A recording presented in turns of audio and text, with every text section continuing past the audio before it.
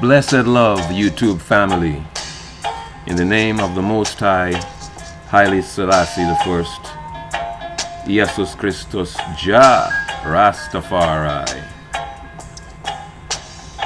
Welcome forward to another edition of the Now Church. This one is entitled King Solomon, the Master Key of Revelation. The archetype of King Solomon is the master key of the book of Revelations and of the time of Revelations, the time we are living in now. King Solomon of Israel, son of David and reputed wisest man of his time, shows the way of redemption for Africans, the continent of Africa, and for the world.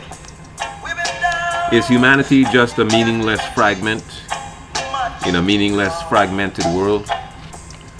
Or are we part of an eternal subjectivity, an eternal self? The Creator is that infinite spirit, infinite mind, the universal subject. Whatever you pay lots of mind to will eventually pay you back. Thoughts lead to actions, actions have consequences.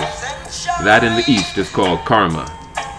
Only by disidentifying from the physical ego self and identifying with universal spirit can we lose the oppressive weight of negative karma.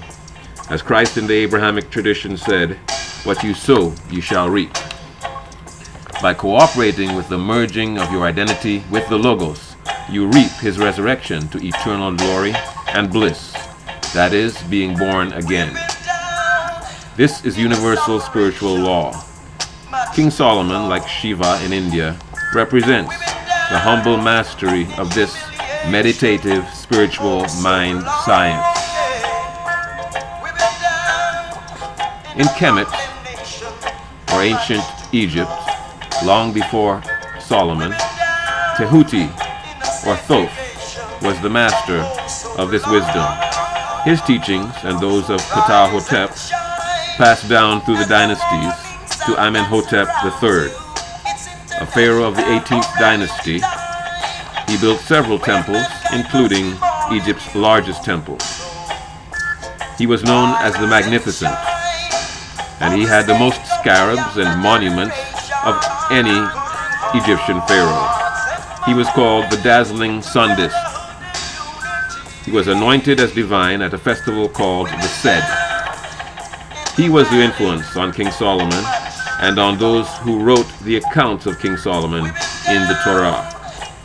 The teachings of Tehuti, based on Ma'at, balance or reciprocity, were adopted by Solomon based on the influence of Amenhotep III. The parallels between the two kings is astonishing.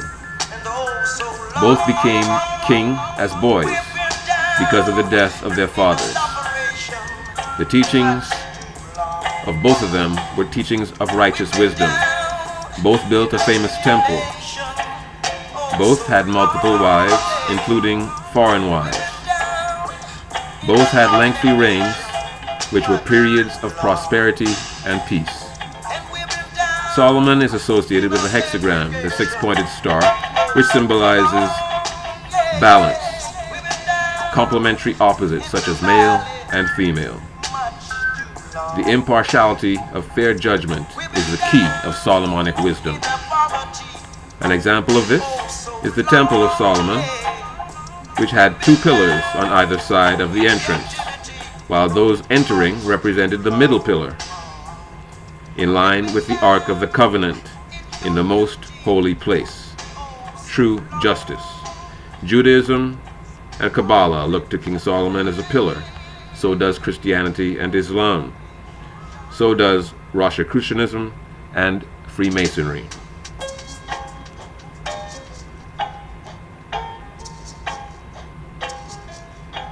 More directly, King Solomon is linked to the Tewahedo Ethiopian Orthodox Church, which celebrates his connection to Makeda, Queen of Sheba,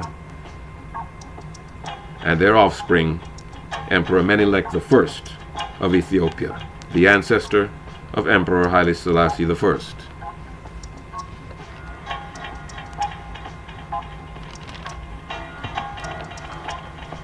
The God and King of Rastafari. Christ in the Gospels said the Queen of the South, Queen Makeda of Sheba, which is Cush or Ethiopia, shall rise up in the last days and shame the Israelites of his day, since she took pains to visit King Solomon for his wisdom. Yet the root of David and Solomon was present, but was rejected by the Israelites of that time. In the coronation in 1930 and life of Emperor Haile Selassie I, we see Ethiopia, King Solomon, the Queen of Sheba, and Christ all rising together in these, the last days. The once secret oral teachings of Christ passed into Ethiopia through the Ethiopian eunuch baptized by the Apostle Philip, and from the Coptic Church of Egypt. Some examples are the Book of Enoch, which is canon in the Ethiopian Church, monastic solitude, breathing exercises, meditation, chanting, in other words, leaving this world in order to meet with God. True Christianity is the cultivation of our panentheist connection to the Most High. It is only natural that cannabis would be used to assist in this process.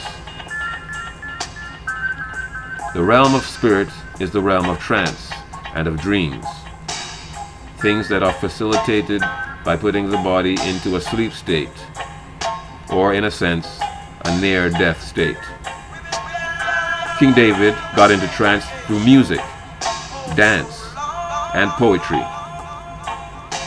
King Solomon through meditation, prayer, cannabis, and dreams. The mystic wisdom of Amenhotep III became the wisdom of King Solomon and entered into Ethiopia along with the Solomonic dynasty and the Ark of the Covenant. That Ark they call in Ethiopia Our Lady Zion. And that Ark is present to this day at the Church of St. Mariam of Zion in Aksum, Ethiopia. It is known that Amenhotep specially honored his wife, Queen Tai or Queen T, with equal rights and self-determination. Solomon and the Queen of Sheba represent the divine couple archetype in the Abrahamic tradition. In the modern age, Emperor Haile Selassie I and Empress Menen represent that divine couple in divine love.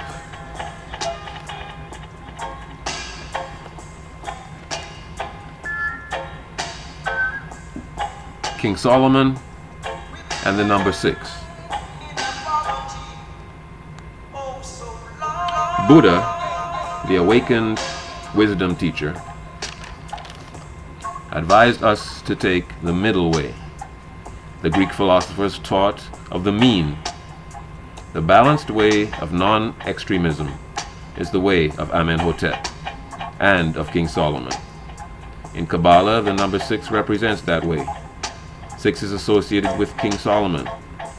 In the biblical book of 1 Kings 10:14 and in 2 Chronicles 9:13, it is stated that Solomon received 666 talents of gold a year from the vassal states who paid him tribute.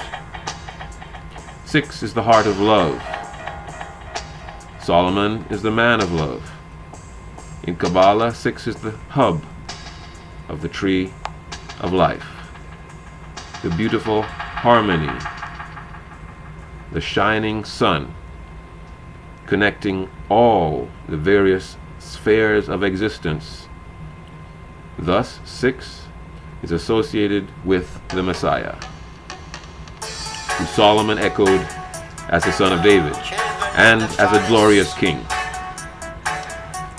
In light of that, we can understand why the Antichrist of the book of Revelation would try to identify with that number, being a false Messiah. 6 is the Son of Man, the perfect man, the God-man, the Son, the man of love and goodness, yet with an edge of realism. The Abrahamic tradition has been accused of anti-African tendencies, but we know that King Solomon was intimately involved with the Queen of Sheba, an Ethiopian. Also with the black Shulamite in the Song of Songs, the Song of Solomon, and married daughters of pharaohs. The Abrahamic tradition is accused of anti-female policies and attitudes. But we know that it was Solomon who wrote Proverbs, in which the wisdom of God is portrayed as a woman. Proverbs chapter 8. Does not wisdom call out and understanding raise her voice? On the heights overlooking the road, at the crossroads she takes her stand. Beside the gates to the city, at the entrances, she cries out to you, O men. I call out, and my cry is to the sons of men. O simple ones, learn to be shrewd. O fool, gain understanding. Listen, for I speak of noble things, and the opening of my lips will reveal life. For my mouth will speak the truth, and wickedness is detestable to my lips. All the words of my mouth are righteous. None are crooked or perverse. In the divine Pymander of Hermes, the Greek version of Tahuti, it is said, for there can be no religion more true or just than to know the things that are, and to acknowledge thanks for all things to him that made them, which thing I shall not cease continually to do. The emerald tablet of Thoth comes from the same fount of wisdom. It says, truly, without deceit, certain and most veritable. That which is below corresponds to that which is above, and that which is above corresponds to that which is below, to accomplish the miracle of the one thing. And just as all things come from this one thing, through the meditation of one mind, so do all things originate from this one thing, through transformation.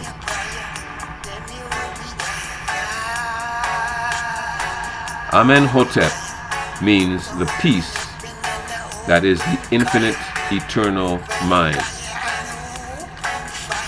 that which is invisible and inner. It is that mind, the divine Most High, that King Solomon urges us to unite with by spiritual practice. Those of I and I who are Africans can relate to King Solomon, who fell away from the true path because of overindulging in carnal sensuality. But we know he also repented and was redeemed by the Most High. And that is why he wrote Ecclesiastes before he passed away and was buried with his fathers.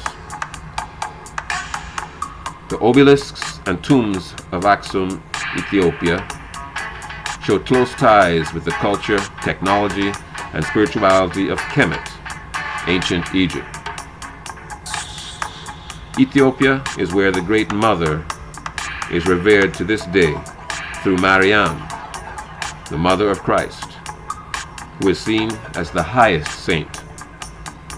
It is where the worship of Isis and Horus continues as the adoration of Mariam with baby Jesus Christus.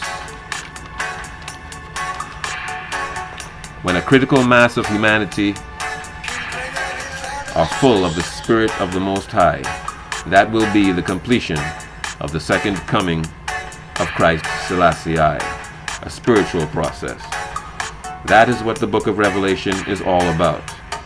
It is the book that trumpets the victory of the conquering Lion of Judah in chapter 5, verse 5, Emperor Haile Selassie I, the King David and Solomon of the modern era, Redeemer of monarchy and King over all kings, from the oldest royal house on earth. May the Most High Jah RasTafari be praised itinually. Love, blessings, and peace unto all. Rastafari.